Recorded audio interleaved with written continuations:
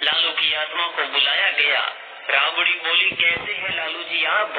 मरने के बाद कैसा फील कर रहे हैं? लालू बोला, हम तो बहुत मजे में हो।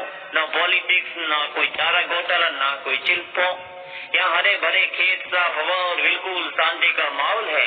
हमको सारा दिन एक ही काम है, खाना और सोना, खाना और सोना, खाना और सोना। राबड़ी देवी, धन्य हो देवी मैया, आप स्वर्ग सही सलामत पहुँच गए। लालू बोला, स्वर्ग?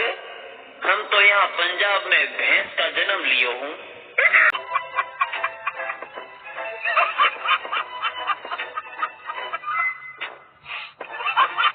रामायण में एक पात्र था बाली। बाली के सामने जो भी जाता है उसका आधा बल बाली में चला जाता है। मुझे तुरंत याद आया कि ऐसा तो बिल्कुल मेरे साथ भी होता है, क्योंकि जैसे ही घरवाली के सामने जाता हूँ वैसे ही काफी कमजोरी सी लगने लगती है और चक्कर भी आने लगते हैं। ऐसा लगता है कि बाली कहीं न कहीं इस युग में घरवाली के रूप में अवतरित हो गए हैं। एक आदमी अपने दोस्त के साथ मंदिर गया। उसने दोस्त को कहा कि पुजारी की बीवी से मेरा चक्कर है, मैं उसके घर जा रहा हूँ, तो किसी तरह पुजारी को 1 घंटा रोके रखना। दोस्त मान गया और पुजारी पे वहाँ नजर रखने लगा। कुछ देर बाद पुजारी चलने लगा तो दोस्त ने उसे रोक लिया और पूजा पाठ की बातें पूछने लगा। काफी देर बातें करने के बाद उसे महसूस हुआ कि पुजारी बड़ा अच्छा है और वो गलत कर रहा है। उसने रोते हुए पुजारी को सारी बात बता दी और माफी मांगने लगा कि उससे गलती हो गई। ये सुनकर पुजारी जोर जोर से हंसने लगा। दोस्त ने कारण पूछा तो पुजारी हंसते हुए बोला, साले, मेरी बीवी को मरे 5 साल हो गए हैं, तेरे पास अभी भी 10 मिनट है साले, अपने घर की तरफ भाग। ऑपरेशन के लिए बेहोशी का टीका लगाने से पहले डॉक्टर ने महिला से पूछा, आपकी उम्र? महिला ने कहा 28 साल। डॉक्टर ने कहा, सुश्री, आपको यकीन है ना कि आपकी उम्र यही है? क्योंकि मैं आपकी उम्र के हिसाब से आपकी बेहोशी की दवा की मात्रा निर्धारित करनी है। महिला ने कहा 30 साल। डॉक्टर ने फिर कहा, आप देख लीजिए, दवाई की कम या अधिक मात्रा से रोगी या तो ऑपरेशन के दौरान ही होश में आ जाता है या फिर कोमे में भी जा सकता है। महिला बोली 38 साल। डॉक्टर ने फिर कहा, आप उम्र गलत बताएंगी तो दवाई की कमोबेश मात्रा का सीधा सीधा असर गुर्दे पर पड़ता है और वह फेल भी हो सकती है। महिला ने चीखते हुए कहा, 49 साल, और अब भले ऑपरेशन थिएटर से मेरी लाश ही क्यों ना बाहर निकले, मैं इससे अधिक उम्र बिल्कुल नहीं बताऊंगी। एक भाई ने अपनी पत्नी को सुबह 5 बजे से बैंक की लाइन में खड़ा करवा दिया और खुद ऑफिस चला गया। शाम को जब वापस आया तो पत्नी बोली, धूप में खड़े खड़े 2 बजे बैंक के दरवाजे में घुसी और 3 बजे कैशियर के सामने पहुंची। मुझे खड़ा कर वो चाय पीने चला गया। आधे घंटे बाद आया और कंप्यूटर पर बैठकर बोला, सॉरी मैम, पैसे नहीं है। आपकी कसम, मुंह मिर्ची खाए जैसा हो गया। मेरे तो तन बदन में आग सी लग गई। सारे दिन रोई, परेशान हुई, घर का सारा काम छोड़कर भूखी प्यासी इतनी देर खड़ी खड़ी पांव तोड़े, आखिर में ये जवाब, पैसे नहीं है। पति गुस्सा करता वो बोला, और तुम पागलों जैसी यूं ही आ गई? तुमने कुछ नहीं कर पाई। मुझ पर तो आज तक 15 बेलन तोड़ चुकी हो, कम से कम 1 बेलन उन पर तोड़ाती, उनको भी तो कुछ मालूम पड़ता। पत्नी बहुत ही धीरज से बोली, बेलन तो आज एक और टूटेगा, पैसा बैंक में नहीं, तुम्हारे खाते में नहीं था, साले भिखारी। आरोपी बोला, मैंने कत्ल किया है। जज बोला, लाश कहाँ है? आरोपी बोला, लाश मैंने जला दी। जज बोला, वो जगह दिखाओ जहाँ लाश जलाई थी।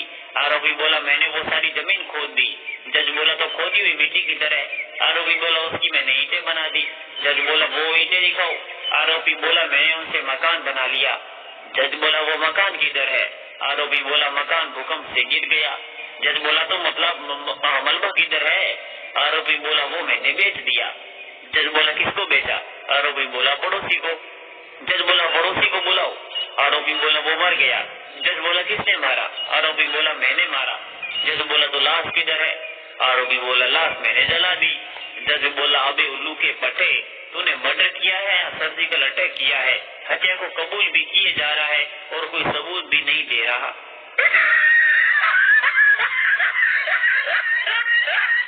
जाट को खेत में ट्यूबवेल लगवाना था। सोचा कि पंडित जी से पूछ लूं कि पानी कहाँ होगा।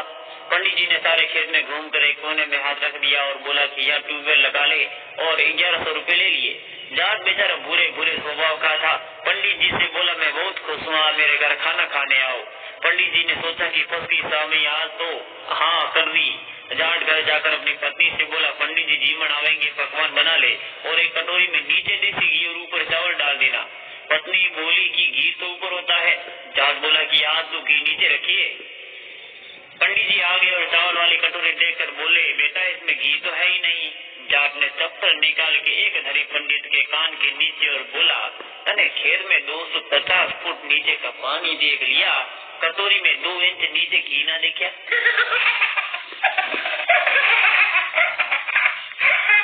लड़की देखने का कार्यक्रम तय हुआ। लड़के वाले बहुत सीधे लोग थे। लड़का बोला की शिक्षा, तो लड़की बोली MFIAS। लड़के ने आगे की डिग्री डिटेल ये सोचकर नहीं पूछी कि कहीं लड़की उसे असुरक्षित ना समझे। बाद में वे लोग चले आए और शादी भी हो गई। शादी के बाद लड़के ने लड़की से पूछा कि ये MFIAS क्या होता है, तो लड़की ने बताया, matric fail in all subject. लड़का 4 दिन से बेहोश है। पप्पू अपने ससुराल में गुरुजी का प्रवचन सुनने गया। गुरुजी बोले, जो स्वर्ग जाना चाहता है वो अपना हाथ ऊपर करे। पप्पू की बीवी और सास ने हाथ ऊपर उठाया। गुरुजी ने पप्पू जी से पूछा, क्या तुम स्वर्ग नहीं जाना चाहते? पप्पू बोला, गुरुजी ये दोनों चली जाएंगी तो यहीं पर स्वर्ग हो जाएगा। गुरुजी अपने चेलों से बोले, इस ज्ञानी पुरुष को अपनी टीम में शामिल करो। बच्चा बोला, पापा युद्ध कैसे शुरू होते हैं? पापा बोले, मान लो कि अमेरिका और रूस में मतभेद हो जाए तो पास जो उनकी पत्नी बैठी थी वो बीच में ही बात काट कर बोली, ये कभी नहीं हो सकता। पति बोला, मैं तो सिर्फ उदाहरण दे रहा था। पत्नी बोली, ऐसा उदाहरण नहीं देना चाहिए। पति बोला, क्या तुम चुप नहीं रह सकते? उदाहरण तो कैसा भी दिया जा सकता है, उसमें क्या है? पत्नी बोली, लेकिन इस तरह के उदाहरण से बच्चे पर गलत असर पड़ेगा। पति बोला, क्या बकवास कर रही हो? पत्नी बोले, अच्छा अब मेरी बातें बकवास लगती हैं आपको? पत्नी चिल्लाती हुई बोली, यू शट अप। पत्नी बोली, यू शट अप। बच्चा बोला, बस आप रहने दीजिए, मैं समझ गया कि युद्ध कैसे शुरू होते हैं। एक नव विवाहित जोड़ा बर्तन की दुकान में झगड़ रहा था। पत्नी बोली, ये वाला स्टील का गिलास ले लो। पति बोला, नहीं, जरा और बड़ा गिलास लेंगे। दुकानदार बोला, साहब जी, महिला दिवस भले ही चला गया है, लेकिन मैडम जो कह रही है वही गिलास ले लीजिए ना। पति बोला, अरे भैया, तुम्हें बेचने की पड़ी है, लेकिन इस छोटे गिलास में मेरा हाथ घुसता नहीं है, मैं इसे मांजूंगा कैसे? मारो मुझे, मारो मुझे, मारो नहीं, ये मजाक हो रहा है। एक सेकंड यार, मजाक हो रहा है।